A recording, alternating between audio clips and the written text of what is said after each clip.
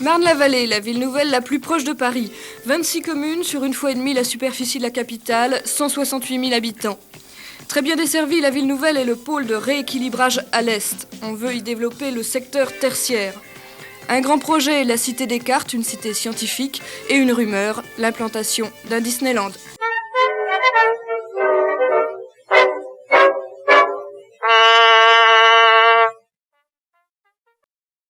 À 10 km de Paris, un rectangle de 20 km de long sur 5 de large, bordé au nord par la Marne, au sud par les forêts de Crécy et d'Armainvilliers, c'est le cadre de la nouvelle ville qui va naître à l'est de Paris. La ville nouvelle de la vallée de la Marne, qui contribuera à discipliner le développement anarchique de la région parisienne, aura pour premier objectif de rééquilibrer cette région vers l'est. Vous savez que le développement de la région urbaine depuis de nombreuses années est surtout orienté vers le sud et vers l'ouest, notamment en ce qui concerne les emplois tertiaires, et que l'Est parisien a peu participé jusqu'ici au développement de la région urbaine. Pour parvenir à provoquer un mouvement de développement économique et urbain vers l'Est, il fallait créer un axe d'urbanisation suffisamment puissant, apportant à la fois des équipements, du logement bien sûr, mais surtout des emplois et les moyens de transport appropriés. La vallée de la Marne, entre Noisy-le-Grand et le Grand Morin, étaient toutes désignées pour être cet axe d'urbanisation. La proximité de Paris va faciliter le démarrage de la ville et d'autre part, le cadre naturel exceptionnel permettra d'offrir aux habitants ce que souhaitait Alphonse Allais, une ville à la campagne. Sur les 15 000 hectares que couvrira son périmètre, 5 000 sont constitués de bois, de forêts ou de parcs. C'est au milieu de ces zones vertes que les 4 unités urbaines composant la ville seront disposées en chapelet. Le développement urbain de la vallée de la Marne a été en effet conçu comme une succession d'unités urbaines. De par sa dimension même, il n'était pas possible de réaliser une sorte de barrière construite depuis l'agglomération actuelle jusqu'à la vallée du Grand Morin et qui aurait été un ensemble extrêmement difficile à organiser. Nous avons donc souhaité créer des unités urbaines, c'est-à-dire regrouper dans un site naturel bien défini, un certain nombre de communes qui supporteront le poids d'une urbanisation, mais à une dimension restant modérée.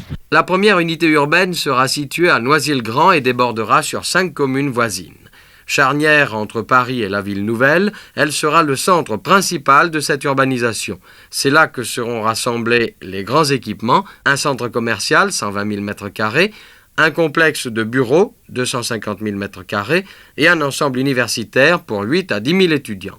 Les logements y seront de type collectif. D'ici la fin du siècle, la population y aura plus que doublé, 185 000 habitants contre 87 000 en 1970. La deuxième unité urbaine, séparée de la première par un ensemble de parcs et de forêts, s'organisera autour de Champs-sur-Marne, Noisiel et Torcy. Elle passera de 12 000 à 100 000 habitants et sera dotée de logements individuels. Des zones industrielles y seront implantées et une base nautique sera créée dans l'île de Vaires-sur-Marne. La troisième unité se situera sur un groupe de 12 communes au sud de Lagny. Avec ses nombreux châteaux entourés de leurs parcs, elle sera en quelque sorte la banlieue verte de la ville. Le pourcentage de maisons individuelles y sera beaucoup plus élevé, environ 60%. Enfin, la quatrième unité sera une véritable réserve d'urbanisation pour l'avenir. La quatrième unité urbaine correspond à l'idée que nous avons toujours pensé qu'un développement urbain de cette importance devait avoir à terme des capacités d'extension que nous ne pouvons pas aujourd'hui complètement mesurer. C'est-à-dire que cette ville, par la forme qu'on lui a donnée, qui est celle d'un axe, conserve la possibilité de progresser au fur et à mesure des besoins et des nécessités du développement parisien en direction de l'Est. Quant aux moyens d'accès, ils seront de 2 types. Autoroute reliant la ville à Paris, à l'autoroute du Nord et à l'aéroport de Roissy en France, et RER, une ligne secondaire étant raccordée à la ligne principale. Le déséquilibre de la région parisienne n'est pas un phénomène nouveau. Il remonte en effet à l'époque de Louis XIV. Régulièrement, l'industrie et les emplois se sont créés à l'ouest au détriment de l'est. Et c'est pour se rendre compte personnellement des problèmes créés par ce sous-développement de l'est parisien que le Premier ministre a fait aujourd'hui une visite approfondie. Jacques Poux a suivi, M. Mesmer. C'est en hélicoptère que M. Mesmer a effectué les 2 premières étapes de son déplacement, cela afin de mieux se rendre compte de la physionomie générale de l'Est parisien. Cette première étape l'a conduit au futur aéroport de Roissy en France, qui doit être mis en service en avril 1974. Là, avec M. Dreyfus, le directeur général de l'aéroport de Paris, il a été notamment question du bruit des avions.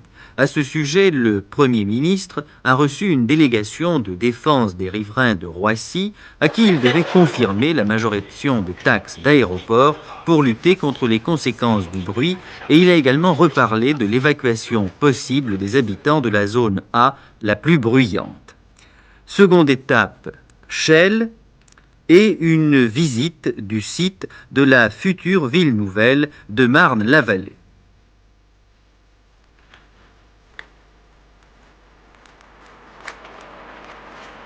Pour M. Mesmer, sa localisation à l'est de Paris permettra, grâce aux liaisons par le RER et la future autoroute A4, de créer des emplois et de stopper les migrations quotidiennes vers Paris.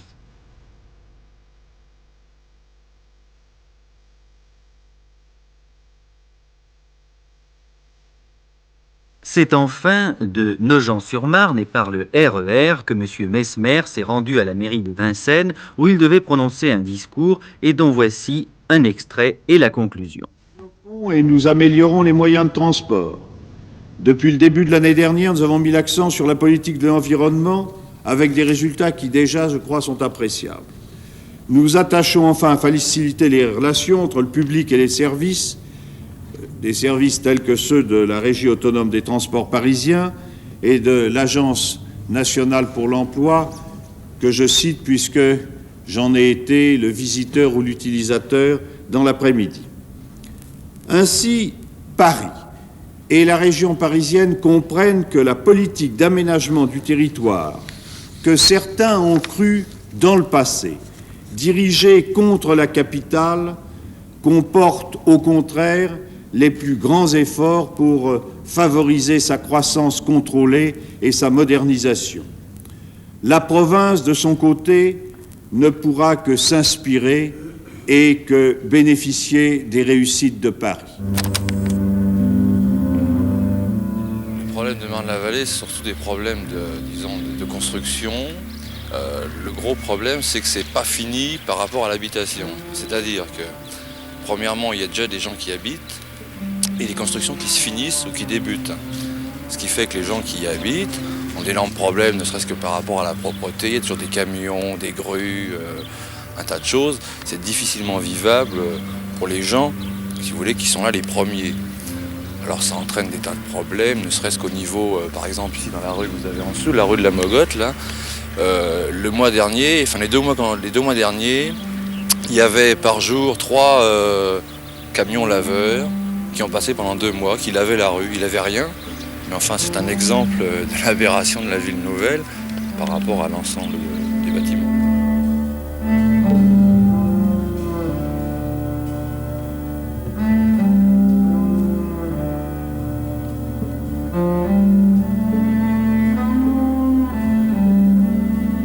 Les habitations en elles-mêmes, elles sont terminées ?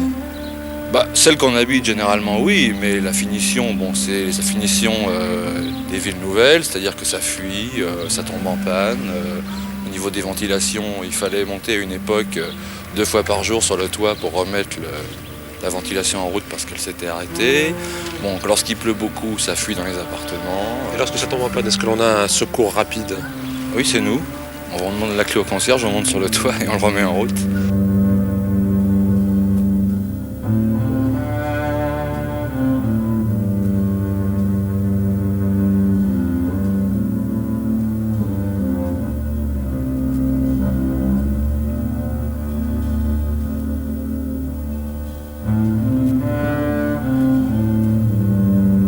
Vous êtes éducateur, je crois, ici à Marne-la-Vallée, vous occupez d'enfants. Est-ce que pour les enfants, tout a été prévu dans une ville nouvelle ? Je dirais que rien n'a été prévu dans une ville nouvelle. On a essayé de faire des choses, disons, du style bac à sable en béton, et par-dessus le marché à l'ombre. Alors déjà le béton pour les enfants en bac à sable, c'est une aberration. Et à l'ombre, c'est pas possible pour des enfants, ils ont froid. Pourtant derrière vous, il y a 3 arbres là. Oui, 3. Bah, disons que c'est des arbres qu'ils ont essayé de planter. C'est très bien, mais il y avait certainement des arbres avant ici sur ce champ. Et on les a coupés pour replanter des petites choses qui sont ridicules, quoi, et qui feront jamais de l'ombre avant 10 ans.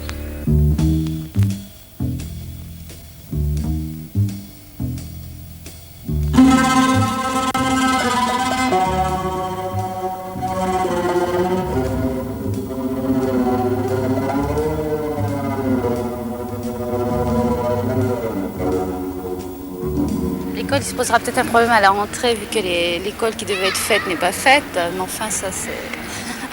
On promet toujours beaucoup de choses et c'est très difficile. Surtout au niveau des enfants, il manque aussi des aires de jeu, des trucs comme ça. Il y a un terrain vague un peu plus loin qui mériterait d'être aménagé parce que c'est quand même agréable, autant pour les parents que pour les enfants.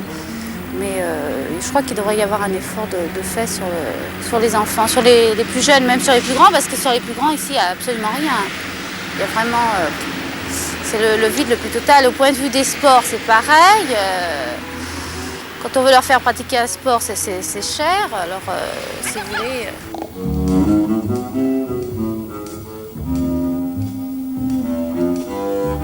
Sur le plan des loisirs, Bien, les loisirs, il n'y en a pas des masses. Hein. Il faut se les créer et c'est tout. et le soir dans les villes nouvelles comme ici, Le soir, c'est assez terne. C'est-à-dire, vu, c'est très étendu, si vous voulez. Alors, et puis, comme on ne connaît pas tellement la vie de quartier, encore, c'est assez difficile. Enfin, j'ai l'impression quand même qu'il y a un certain petit noyau qui se crée, mais c'est peut-être pas tout à fait ce qu'il faudrait pour le coin. C'est un peu récupéré par les... est-ce qu'on se sent en sécurité le soir? Il paraît qu'il y a un manque d'éclairage dans les rues. Ah oui, alors là, oui, c'est certain. Surtout dans le vieux Torcy, vraiment, c'est la grande misère. C'est vraiment très, très juste.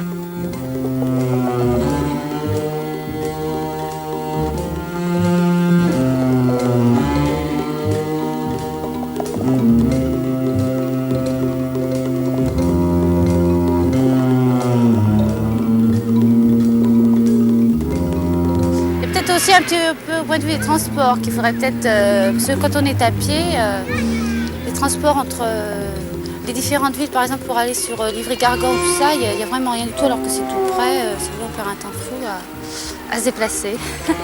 Est-ce que vous vous sentez heureuse ici depuis que vous êtes installée? Eh bien, les contacts sont assez difficiles entre les gens, entre les nouveaux arrivants et les anciens, parce que les gens sont assez renfermés sur eux-mêmes et il est très difficile de faire des connaissances. On dirait que les gens ont un petit peu peur. Vous habitiez où avant? À Pontoise. Cergy-Pontoise, ce qui était pas mieux, c'était pire. Quelle est la différence finalement entre ces deux villes? Ici, c'est quand même plus agréable, on est déjà plus à la campagne. Et puis, quand même, il y a moins, on a l'impression qu'il y a un petit peu moins de béton du fait qu'il y a plus de verdure, si vous voulez. On a respecté un peu plus les arbres et tout ça. Alors qu'à Cergy-Pontoise, c'est béton, béton, béton.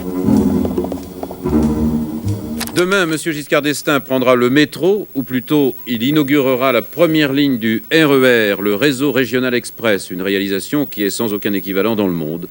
Mais cette manifestation risque d'être perturbée par des débrayages, là aussi à la demande du seul syndicat CFDT. Le RER, c'est bien sûr un événement pour les Parisiens. 1 millier d'entre eux assisteront à son inauguration. Et puis, de vendredi à dimanche, la RATP a bien fait les choses. Toutes les stations du RER seront en fête avec concerts classiques et de variétés, expositions, etc. Nous en reparlerons. C'est une bonne initiative. Et puis surtout, alors qu'il fallait 1h30 pour aller d'un bout à l'autre de la capitale, il faudra dorénavant 1 demi-heure. Ça, c'est pour Paris et ça ne résout pas tous les problèmes des transports en commun en France, à propos desquels les organisations et partis de gauche ont bien des revendications à formuler. Mais il faut le reconnaître, c'est aussi, ce RER, une vitrine à l'exportation. Le métro français est très vendu à l'étranger. En avant-première, Michel Chevalet a parcouru cette première ligne, la traversée de Paris, en un temps record. Il est 14h17, nous nous trouvons dans une rame du RER tout à fait classique et nous allons en quelque sorte effectuer une grande première puisque nous quittons en ce moment la station de la Défense, c'est-à-dire située à l'ouest de Paris, et nous allons rallier Marne-la-Vallée, Mondet, c'est-à-dire diamétralement opposé, c'est-à-dire dans la banlieue est, c'est-à-dire près de 30 km que nous allons parcourir seulement en 1 demi-heure. C'est là la grande performance du RER. 30 secondes plus tard, nous passons sous la Seine, puis on remonte l'avenue de la Grande Armée à 100 à l'heure, 14h21, étoile Charles de Gaulle. Puis, toujours à 100 à l'heure, dans le tunnel, nous dévalons vers l'Opéra, la station Aubert.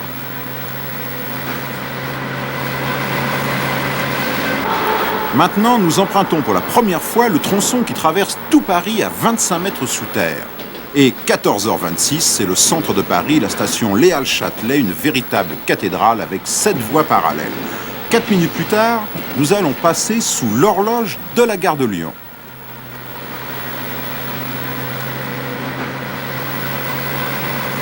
À nouveau un tunnel parcouru à 80 à l'heure, et c'est Nation. L'ouest de Paris est enfin relié à l'est.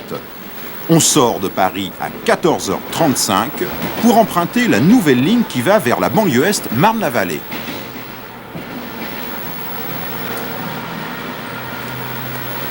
Un viaduc de 1400 mètres de long avec des écrans anti-bruit,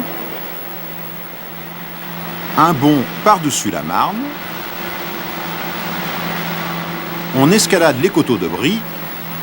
Eh bien, il est maintenant 14h48, c'est-à-dire que 31 minutes après notre départ à la Défense, eh bien, nous sommes arrivés à Noisy-le-Grand-Mondet. C'est-à-dire que nous avons effectué une traversée de Paris en un temps record, en un temps qui n'a jamais été réalisé, puisque, bien sûr, cette ligne n'était pas ouverte. Voilà donc, en quelque sorte, le grand miracle de ce RER qui va être en service, donc, à partir du 9, à la grande satisfaction des Parisiens. Mais le RER, c'est plus que la traversée de Paris à 25 mètres sous terre et à 100 à l'heure. C'est des travaux gigantesques, les plus grands du XXe siècle. 5 milliards de francs et surtout un nouveau réseau de transport. C'est le train sous Paris, les rames de toutes les banlieues qui entrent sous la capitale à un bout et ressortent à l'autre. Voici la première ligne est-ouest, puis à Châtelet l'arrivée des trains en provenance du sud, qui iront jusqu'au nord de Paris en 1981, tout comme les trains en provenance de la banlieue sud-est. En somme, ce sera sous Paris, toutes les minutes, un train à 100 à l'heure. Le dossier de notre journal est consacré ce soir à l'urbanisme. Depuis un peu plus d'un an, on sait que les villes nouvelles de la région d'Île-de-France, qui sont au nombre de 5, je vous le rappelle, seront des agglomérations beaucoup moins importantes que prévu. La principale raison est d'ordre démographique. Contrairement aux prévisions des années 60, les spécialistes sont aujourd'hui convaincus que l'Île-de-France n'atteindra pas les 14 millions d'habitants à la fin du siècle. Conséquence, les objectifs des villes nouvelles ont tous été révisés en baisse. Exemple, Marne-la-Vallée à l'est de Paris, prévu pour 500 000 habitants et qui, à terme, en accueillera 200 000. Une délégation du Comité économique et social était aujourd'hui justement à Marne-la-Vallée pour une visite d'études, visite qui intervient à la veille du débat qui doit avoir lieu le 6 juillet au CES sur le thème du développement des villes nouvelles. C'est en 1965, il y a bientôt 15 ans, qu'est paru le schéma directeur d'aménagement et d'urbanisme. Son but, contrôler la croissance démographique et économique de notre région en maîtrisant son urbanisation. Ses moyens, la création depuis une dizaine d'années de 5 villes nouvelles, expression trompeuse car aucune de ces villes ne tend à devenir une agglomération cernée par un boulevard extérieur d'où l'on apercevrait le clocher et la cathédrale. Au contraire, ces villes nouvelles veulent devenir une constellation d'agglomérations urbaines de 20 à 40 000 habitants, séparées par d'importants espaces verts, voués à la nature, l'agriculture et aux loisirs. Marne-la-Vallée est un bon exemple de ces villes nouvelles d'Île-de-France. À 20 km à l'est de Paris, la ville se développe sur 15 000 hectares et couvre le territoire de 26 communes, entre la Marne au nord et la forêt de Crécy-à-Mainvilliers au sud. L'urbanisation s'effectue au long du tracé du RER, en 3 secteurs séparés par d'importantes coupures vertes. C'est sur le second secteur dit du Val-Maubuée, qui couvre 6 communes, que se développent actuellement les principaux quartiers d'habitation. Il est construit autour de la future station du RER de Torcy, qui sera mis en service au début de l'année prochaine. Marne-la-Vallée est très représentative de ce que veut être une ville nouvelle. En effet, c'est ici que le jumelage résidence-emploi est le plus réussi, évitant ainsi les problèmes des villes dortoirs. Et l'on constate ici encore toute une série de solutions architecturales mises à la disposition de ses habitants. Logement individuel dit en bande, maison individuelle, le tout, comme dans toutes les villes nouvelles, appuyé sur une infrastructure collective importante. Ici, le nouveau CES de Luzarques, là un mobilier urbain de qualité. Une ville nouvelle comme celle de Marne-la-Vallée, c'est 3 000 logements nouveaux par an, soit 9 à 10 000 habitants, qui se trouvent engagés dans une aventure urbaine qui cherche à être une solution adaptée à la vie citadine d'aujourd'hui. Depuis ce matin, la ligne A du RER mesure 8 km de plus. Ce prolongement jusqu'à Torcy assure la desserte complète de la ville nouvelle de Marne-la-Vallée. Lors de l'inauguration, des riverains ont protesté contre les tarifs et réclamé l'obtention de la carte orange 4 zones jusqu'à Torcy, ainsi que la construction de parkings gratuits autour des gares. Depuis ce matin, il y en a 4 nouvelles et elles assurent les déplacements de 40 000 personnes. Une opération qui a coûté 400 millions. Ces 8 km de lignes supplémentaires marquent l'achèvement de la grande transversale Est-Ouest. Pour les habitants de Marne-la-Vallée, c'est surtout la possibilité d'être au cœur de la capitale en 30 minutes. La fréquence des rames sur le nouveau tronçon sera de 10 minutes aux heures de pointe et de 20 minutes aux heures creuses. 2 points noirs subsisteront cependant. Tout d'abord, aux heures de pointe, il faudra changer à Noisy-le-Grand, car par manque de matériel, la RATP ne peut mettre pour l'instant en service qu'une navette de 3 voitures entre Torcy et Noisy. Deuxième point noir, 3 des 4 nouvelles stations sont situées en zone 5 de carte orange, ce qui augmente le coût du transport. Ce prolongement constitue l'épine dorsale de la ville nouvelle. Pour Marne-la-Vallée, c'est à la fois un métro intérieur qui réunit les divers éléments, les divers secteurs de la ville, et en même temps, cela relie Marne-la-Vallée au reste de l'agglomération parisienne. Dans quelques années, les 4 nouvelles gares constitueront le centre de 4 agglomérations de 20 000 habitants chacune. Pour l'instant, la population du secteur central de Marne-la-Vallée est à peine de 40 000 personnes. C'est pourquoi la RATP ne prévoit que 6 000 usagers dans les premiers mois de la mise en service. Il devrait être 30 000 en 85.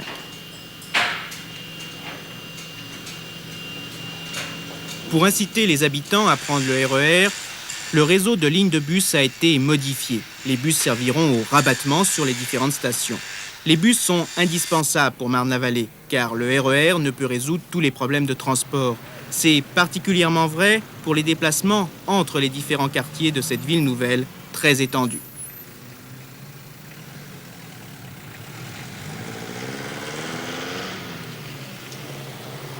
Il subsiste, en dehors de problèmes de rabattement vers les gares de RER, surtout un problème de desserte interne de toute une série d'équipements en ville nouvelle, l'hôpital de Lagny, les équipements de centre de quartier de l'Archiguédon, qui sont difficilement accessibles depuis les autres quartiers. Autre exemple de transport à Marne, la zone industrielle de Paris-Est. Pour y amener leurs employés, les industriels sont obligés d'avoir recours à des cars privés. L'arrivée du RER ne changera pas grand-chose, car l'agence des transports parisiens n'a décidé la mise en service que d'une ligne de bus, insuffisante par rapport aux besoins. Le RER jusqu'au cœur de Marne-la-Vallée marque cependant un nouveau départ pour cette ville nouvelle, et l'on voit déjà les immeubles pousser comme des champignons autour des nouvelles gares. Personne ne se plaindra que pour une fois, les équipements aient précédé l'urbanisation. Hier, à Marne-la-Vallée, pendant que les rames du RER empruntaient le nouveau tronçon entre Noisy-le-Grand et Torcy, les élus de la ville nouvelle se réunissaient pour parler d'urbanisation. Ils devaient notamment décider de la création de 2 nouvelles actes qui seront les 2 derniers grands chantiers du secteur central de la ville nouvelle. Mais il reste encore de grands espaces vides à l'est de Marne-la-Vallée. L'urbanisation de ce secteur est rencontre cependant bien des oppositions, notamment auprès des élus locaux. Depuis hier, le RER arrive au cœur de Marne-la-Vallée. Il arrive en fait au milieu des champs car l'urbanisation du Val-Maubuée, secteur central de cette ville nouvelle, n'est pas terminée. L'installation de 40 000 habitants supplémentaires devrait se faire sans trop de problèmes autour des nouvelles stations dans les 10 années à venir. Mais Marne-la-Vallée s'étend au-delà du Val-Maubuée. Les 8 000 hectares du secteur Est représentent même la plus grande partie de la ville nouvelle. Le RER ne sera sans doute jamais prolongé dans le secteur Est, mais le nouveau terminus de Torcy suffira pour constituer une incitation à l'urbanisation. Une urbanisation voulue par l'administration, mais redoutée par la quasi-totalité des communes de ce secteur resté très rural. C'est le cas par exemple de la petite commune de Chanteloup.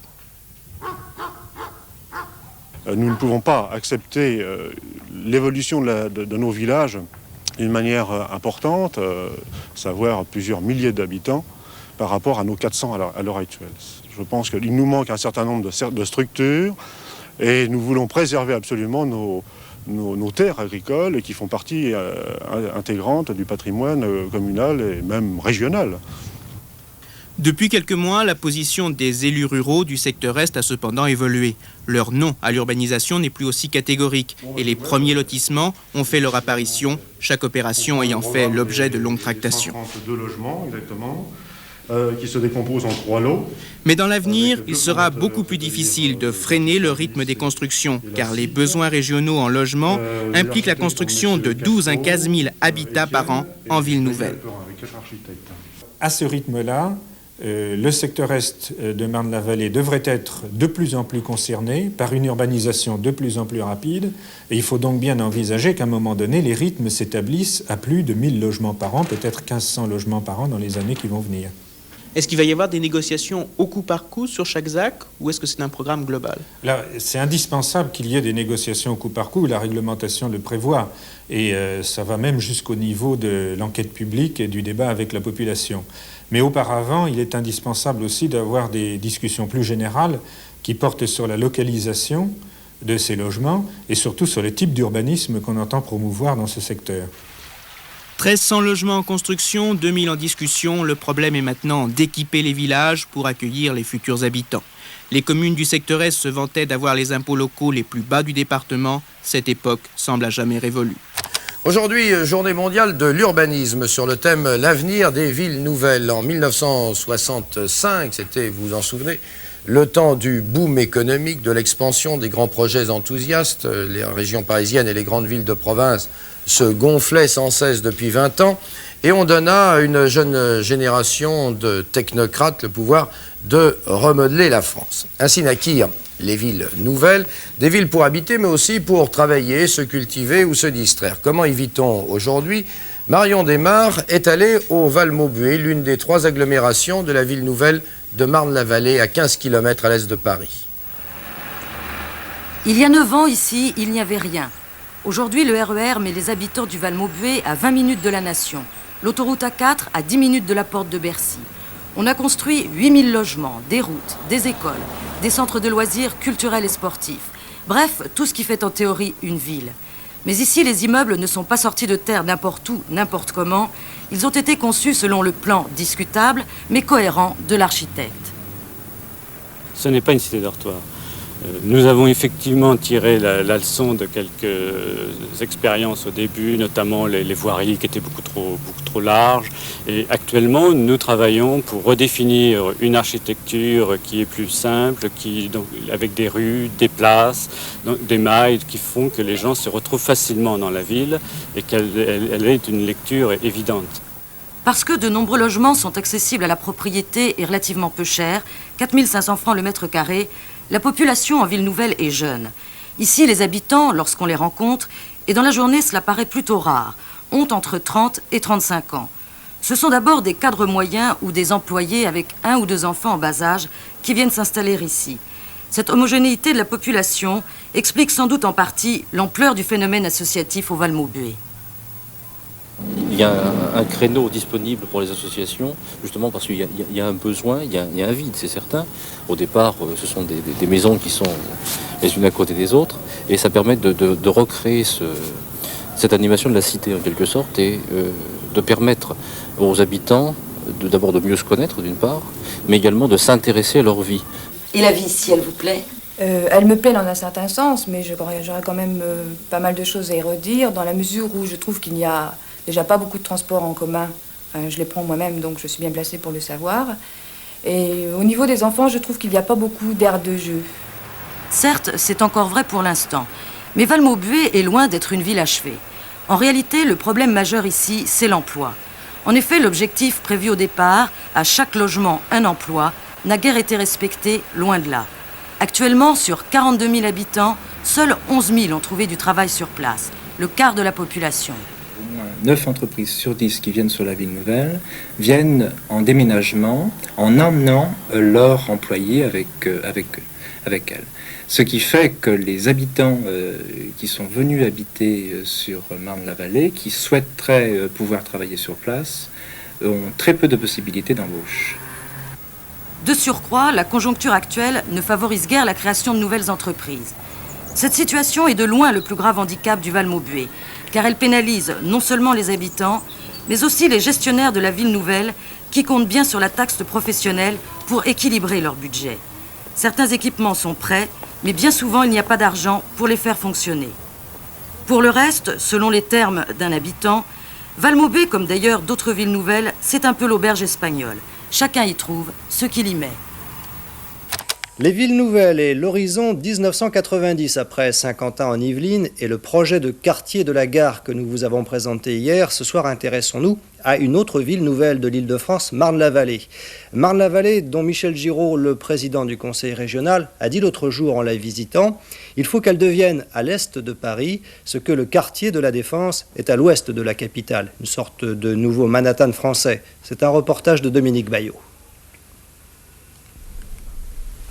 À 13 km à l'est de Paris commence Marne-la-Vallée. Derrière un très curieux immeuble signé Ricardo Bofill s'élève le quartier du Mont-d'Est, situé sur la commune de Noisy-le-Grand. C'est ce quartier qui est appelé à devenir une défense bis, un projet essentiel pour que Marne-la-Vallée trouve son second souffle. Il n'y a pour l'instant que 170 000 m² de bureaux, mais d'ici quelques semaines, 180 000 m² supplémentaires auront trouvé preneur et une autre tranche de 180 000 m² est en voie de commercialisation. Toutes les infrastructures qui ont été réalisées, l'autoroute, le réseau express régional, le parking régional, sont dimensionnés pour un centre d'affaires d'1 million de mètres carrés de bureaux. Est-ce que vous ne pensez pas quand même que les multinationales vont continuer à préférer l'ouest parisien? Détrompez-vous, il y en a déjà ici, à l'est parisien, et de prestigieuses. Vous avez IBM, vous avez également Renault, vous avez Électricité de France, vous avez Philips, Honda et j'en passe. Et quels sont les atouts que vous leur proposez? L'atout, c'est d'abord l'accessibilité à Paris, que je viens d'indiquer, mais également la desserte très rapide sur les plateformes internationales de Charles de Gaulle et d'Orly, qui sont à proximité. Et enfin, un paysage, un environnement de travail tout à fait exceptionnel, avec des espaces boisés et des plans d'eau qui font la qualité et la richesse de Marne-la-Vallée. Autre espoir pour Marne, l'installation d'un grand campus universitaire, avec notamment une grande école de la Chambre de commerce de Paris et peut-être l'école des ponts et chaussées. Tout cela contribuerait à ce que l'on appelle la politique du rééquilibrage à l'est de la région parisienne. Mais dans ce domaine, Marne-la-Vallée vient d'être doublement déçue. Marne, en effet, ne participera pas à l'exposition universelle de 1989 et ne bénéficiera pas non plus, sauf pour quelques miettes, du déménagement du ministère des Finances. Autre problème pour les dirigeants de Marne, l'urbanisation du dernier secteur de la ville nouvelle, celui qui est situé le plus à l'est. Pour l'instant, la demi-douzaine de communes de ce secteur a gardé un aspect rural, mais depuis 2 ans, le projet d'y construire 10 000 logements a été confirmé, ce qui est catégoriquement refusé par la presque totalité des élus locaux. Mais ceux-ci n'ont guère de pouvoir face à la volonté de l'administration. Et ce n'est pas le nouveau statut des villes nouvelles qui modifiera le rapport de force, même si les élus socialistes trouvent qu'il améliore un peu les choses. Construire une ville nouvelle, c'est un élément de l'aménagement du territoire qui se décide au niveau national et au niveau régional. Cela dit, il faut que les élus locaux soient pleinement associés à la construction de leur ville nouvelle. Je dois dire que dans la loi, il y a la possibilité pour les élus de devenir majoritaires au sein des conseils d'administration des établissements publics d'aménagement des villes nouvelles. C'est un élément positif. Dans la nouvelle loi, on trouve également la possibilité pour les communes de fusionner en une seule. Une possibilité qui ne sera pas utilisée à Marne. Car si Marne continue de se développer, on est encore très loin de l'unité. Mais pour dire vrai, c'est le lot commun de toutes les villes nouvelles. La ville nouvelle de Marne-la-Vallée célébrait aujourd'hui son 10e anniversaire. On considère généralement qu'elle se porte moins bien que les autres villes nouvelles de la région, mais l'établissement public a néanmoins dressé un bilan positif de ces 10 dernières années, ouvrant de larges perspectives pour Marne-la-Vallée avec le rééquilibrage à l'est de l'Île-de-France, grâce entre autres au contrat de plan État-région qui prévoit un développement du secteur tertiaire dans ce secteur. Le reportage de Marie-Pierre Subtil. Avis aux entreprises, à vendre, ville à la campagne, à 15 minutes de Paris. Nombreux accès par rail et par route, environnement exceptionnel, forêt, plans d'eau, châteaux. Marne-la-Vallée, des 5 villes nouvelles de la région la plus proche de Paris, célèbre son 10e anniversaire en clamant haut et fort son atout essentiel, la volonté des pouvoirs publics de rééquilibrer la région parisienne vers l'Est. La région vient de concrétiser cette volonté avec le contrat de plan État-région signé dernièrement. Beaucoup reste à faire, surtout en matière de création d'emplois. Seulement 20% de la population travaille sur place. C'est sur le tertiaire que l'établissement public d'aménagement a misé pour remédier à cette situation. En 83 et 84, 15% des activités tertiaires de la région Île-de-France auront été implantées ici. de grandes entreprises qui viennent s'installer sur le secteur, principalement l'activité informatique. Nous avons IBM, Control Data, Philips Data System. Nous souhaitons en avoir d'autres. L'activité économique que nous souhaitons pour Marne-la-Vallée, effectivement, est l'activité informatique. Un choix qui n'est pas gratuit. L'établissement public veut donner à la ville nouvelle une certaine image de marque, tout en faisant autre chose qu'une cité dortoir. L'expansion démographique n'en est pas pour autant arrivée à son terme. La population s'élève pour l'instant à 140 000 habitants. En 1995, on devrait en compter 250 000, alors que la superficie de Marne-la-Vallée représente 1,5 fois celle de Paris intramuros. De l'architecture très diversifiée, on ne connaît souvent que les réalisations visibles depuis l'autoroute de l'Est, conçues par Ricardo Bofill et Manolo Numes. Sur l'ensemble des réalisations, les avis sont partagés. Il y a effectivement, pour certains, quelques loupés, pour d'autres, ce sont des expériences d'avenir. Là, je crois que c'est une affaire assez difficile à trancher. Je crois qu'il y a eu effectivement pour certains quand même vraiment des choses très difficiles à avaler. Anniversaire en grande pompe aujourd'hui à Marne-la-Vallée qui fêtait son 1 mètre carré de bureaux. Un chiffre qui montre le poids de la ville nouvelle dans le secteur tertiaire en région parisienne. Marne-la-Vallée pèse désormais autant que la moitié de la Défense et cette expansion devrait se poursuivre dans le cadre du rééquilibrage à l'Est. Dominique Bayot, Didier Bonnet. 1 million de mètres carrés de bureaux, un chiffre difficile à appréhender quand on se promène dans cette ville nouvelle, même quand on la survole. C'est dû bien sûr à l'étendue de l'agglomération, 15 000 hectares, 1,5 fois Paris. Et pourtant, de Noisy-le-Grand à 12 km seulement de la capitale jusqu'à Euro Disneyland, Marne-la-Vallée, petit à petit, s'est bel et bien doté d'un véritable pôle tertiaire. Retombé à presque zéro au début des années 80, le rythme de construction de bureaux atteint désormais les 100 000 mètres carrés annuels. Le monopole de l'Ouest n'est plus ce qu'il était. Il n'y a donc aucune espèce de regret de la part des entreprises de venir vers l'Est. Bien au contraire, il y a maintenant un flux de demandes qui s'est créé et qui se développe. Face à cette demande, Marne-la-Vallée diversifie l'offre. Grands ensembles de verres pour accueillir des secteurs de groupes nationaux ou internationaux, mais aussi du tertiaire à la campagne avec golf sous les fenêtres. Quant au clavier d'ordinateur de cet immeuble conçu par Dominique Perrault, il rappelle qu'informatique et électronique trouvent ici un environnement particulièrement favorable. Avec notamment Euro Disneyland, Marne compte évidemment de nombreux atouts pour poursuivre sa croissance tertiaire, mais les décisions du prochain schéma directeur seront également déterminantes pour atteindre à terme l'objectif de 3 200 000 m² de bureaux. Car dans la course au rééquilibrage à l'Est, d'autres sites comme Tolbiac ou une éventuelle 6e ville nouvelle risquent de se poser comme de futurs concurrents. Nous sommes en concurrence avec Paris, avec même l'Ouest parisien, avec le pôle de Roissy qui peut encore s'amplifier, mais nous avons toutes les qualités pour pouvoir gagner dans cette compétition économique, puisque nous avons, nous, les grandes infrastructures qui desservent ce site splendide de la ville nouvelle.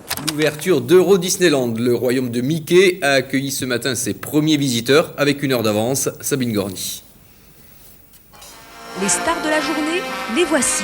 Grands adorateurs de la petite souris, une vraie famille française de Villepinte. La première à s'être présentée au guichet ce matin. Grâce à Mickey, elle a gagné la postérité et surtout un abonnement à vie au Royaume Magique. Comme elle, des milliers d'anonymes venus de toute l'Europe ont fait le siège du parc dès 6 h ce matin, impatients de découvrir ce nouveau monde à l'américaine. Bienvenue au monde magique d'Euro Disneyland. Pas plus organisé que Mickey. Une trentaine de caisses, des sourires, on ouvre les portes 1 heure avant et le tour est joué. 225 francs l'entrée, c'est cher, mais le rêve, ça n'a pas de prix. C'est un cadeau pour la fille. Puis peut-être, on espère se rappeler un peu notre jeunesse. On a vu aussi aux États-Unis et voilà, c'est magnifique. Donc on a voulu être là aujourd'hui pour le premier jour. On retrouve une enfance, on retrouve une joie, on est dans un autre monde. Et tant pis pour les esprits chagrins, cette Amérique de rêve, colorée, déguisée, peuplée de fées et de personnages de dessins animés, les Européens en redemandent. Dépaysement assuré par 29 attractions très bien rodées, ils étaient venus pour les gosses, ils sont sous le charme, subjugués par le souci du détail de la machine Disney. Ça me paraissait de très enfantin, un peu foire, un peu pacotille, et je trouve que c'est très bien. On est à l'aise.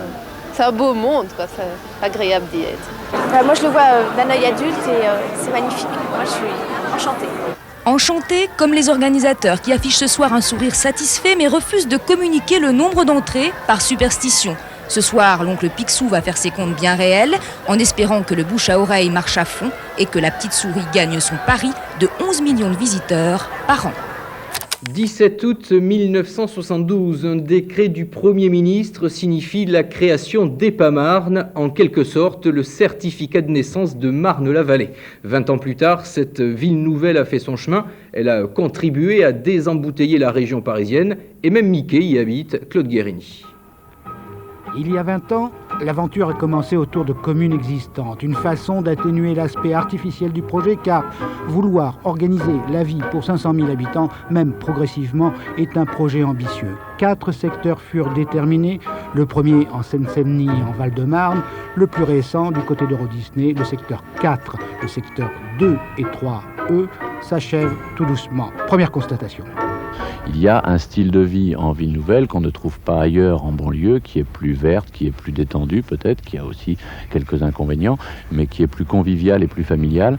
Et il semblerait, à regarder l'évolution des jeunes qui vivent sur notre secteur, que le pari soit réussi puisqu'ils veulent rester en majorité sur le secteur. Point noir, l'emploi, car les entreprises mettent du temps à s'installer à l'est et préfèrent encore l'ouest de Paris. Les résidents de Marne-la-Vallée sont bien souvent astreints à de longs trajets sur des voies de communication saturées. Mais l'arrivée d'Eurodisney a modifié l'image du secteur au bénéfice des entreprises et des universités. L'État a apporté un plus. Sur le TGV qui arrive, les infrastructures autoroutières, qui fait qu'aujourd'hui nous sommes réellement ici, et ça n'est pas simplement une image, au cœur de l'Europe, entre 2 aéroports internationaux, avec une ligne TGV. Je crois qu'on a pour là des arguments de développement qui sont essentiels. Il reste maintenant sans doute à ce que chacun trouve un peu ses marques, ses racines, et puis que les gens fassent leur histoire. C'est-à-dire que ces jeunes que j'évoquais qui sont nés ici, eh bien, puissent à leur tour donner à leurs enfants ces premières racines. Et là, on pourra dire que la ville nouvelle a pleinement réussi. Alors cette gare de Chécy, seule gare d'interconnexion de l'Est parisien, va donc permettre aux Seine-et-Marnais de prendre le TGV vers le sud ou le nord sans passer par Paris. Mais dans ce département, on espère surtout des retombées économiques. Olivier Chaplet, Yves de Wulf. L'un des fleurons de la technologie et produit d'exportation français au chevet de la sexagénaire et ruineuse petite souris américaine, Mickey Station Terminus, tout le monde descend, le TGV a débarqué chez Disney. Sans doute de quoi redonner du baume au cœur aux créanciers et petits porteurs qui en ont bien besoin, mais quant au reste, le vide se fait quelque peu sentir. Car désormais, idéalement positionné sur l'axe nord-sud, le TGV arrive tout bonnement dans les champs. En retard par rapport aux schémas directeurs locaux, la commercialisation des terrains industriels est réduite d'un tiers, la gare n'a pas fait l'objet d'anticipation. Parce que Disney existe, nous avons peut-être pas su vendre le site, qui n'est pas que le site Disney, dans les meilleures conditions. Et parmi mes élus, je dirais que si certains crachent sur la soupe, ils en assument pleinement leurs responsabilités. Pour ma part, je dirais que Disney est notre point fort et notre point faible. Aujourd'hui, nous avons les moyens de notre croissance et de notre développement. Le TGV en est un des éléments. Sur les 15 000 hectares du site, une fois et demi Paris, le secteur tertiaire en revanche tire son épingle du jeu, 66 000 mètres carrés construits l'an dernier. Une locomotive espérée par les aménageurs, toujours confiants en l'Eldorado Est parisien. Un certain nombre d'entreprises qui demain vont venir parce qu'effectivement il y a le TGV et que, encore une fois, la mixité entre le tertiaire et le secondaire est de plus en plus évidente. Il y a très longtemps, c'était un partage, une espèce de scission, une dichotomie entre les deux. Aujourd'hui, c'est très mélangé. TGV en main, l'Est donne rendez-vous courant 95 pour un tout premier bilan jugement.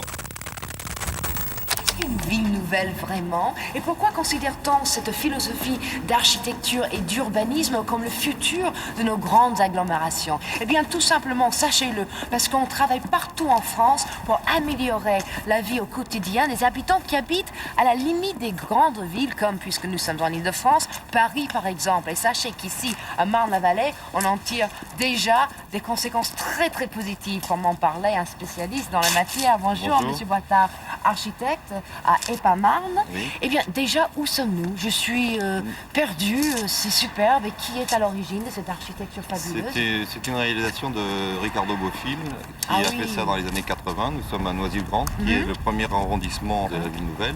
Donc, c'est très bien que l'on s'arrête là pour ma première question, parce que c'est un tel projet énorme. Comment organise-t-on la construction d'une ville nouvelle? Parce que j'ai pu comprendre que même cette ville ici ne sera pas véritablement terminée avant, attention, 2020. Oui, en fait, une ville nouvelle, une ville en général, ça ne se termine pas, mais disons que l'aménagement global sera bien avancé dans les années 2020, puisqu'on a, le concept de ville nouvelle a été mis en avant dans les années 65 pour l'île de France. Et puis, donc, on a commencé à travailler sur la ville nouvelle de Marne-la-Vallée dans les années 70. Et donc, on en est, maintenant, on a fait à peu près les 2 tiers, disons, de l'aménagement. Et on a déjà, sur la ville nouvelle, 250 000 habitants. Donc, c'est quand même une superficie à peu près 1,5 fois Paris intramuros, ce qui est quand même assez énorme. Et il y a encore pas mal de choses à aménager.